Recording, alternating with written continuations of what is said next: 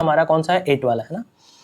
तो देखिए इसमें क्या है कि इसमें बोल रहा है at time T equal to 0, time T equal to 0 पे क्या था, स्विच क्लोज था है ना, ये स्विच क्लोज था मतलब इसमें करंट फ्लो हो रहा होगा, ठीक है, इसमें करंट फ्लो हो रहा होगा, मतलब ये कैपेसिटर फुल्ली चार्ज होगा है ना, इस पे प्लस चार्ज इस पे minus charge. The time eight which energy store in capacitor become 1/4 of its maximum value, वो टाइम हमें बताना है जब इस कैपेसिटर की एनर्जी क्या हो जाए 1/4 है ना। देखो एनर्जी, अगर एनर्जी बराबर क्या होता है, एनर्जी बराबर होता है Q² अपॉन 2C। तो जब तुम्हें एनर्जी 1/4 करना है ना, तो चार्ज को कितना होना पड़ेगा Q/2 है ना।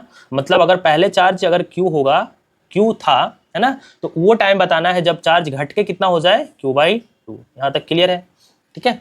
तो देखो अब देखो ये कौन सा सर्किट है, ये RC सर्किट है ना, ये कौन सा सर्किट है, ये RC सर्किट है। और RC सर्किट में डिस्चार्जिंग का फॉर्मूला क्या होता है, Q बराबर Q0 1 माइनस ई की power minus T upon tau है ना। टाउ टाउ की जगह यहाँ पे क्या हो जाएगा R इंटू सी, टाइम कॉन्स्टेंट है टाउ, टाउ की जगह क्या हो जाएगा R इंटू सी। अब देखो हमें Q कितना हो गया है, ये Q की वैल्यू कितनी चाहिए Q0/2, तो मैं यहाँ रख रहा हूँ Q0/2 बराबर Q0 1 माइनस ई की power minus T upon tau, ठीक है।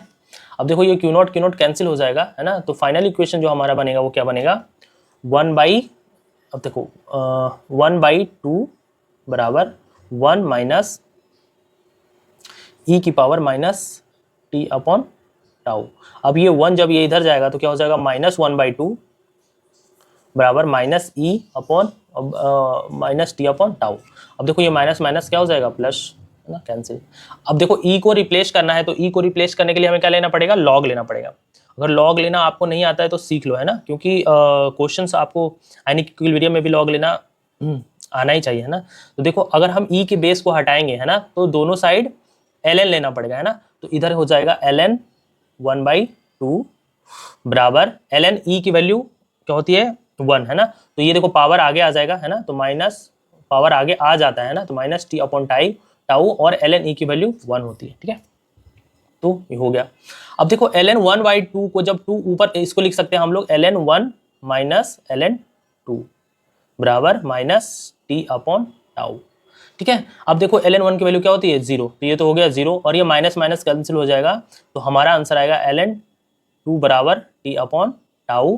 तो हमारा टाइम यहाँ से आ जाएगा टाउ इंटू ln 2 है ना, टाउ ln 2 और टाउ की वैल्यू क्या होती है RC है ना, तो हमारा आंसर आ जाएगा फाइनल RC ln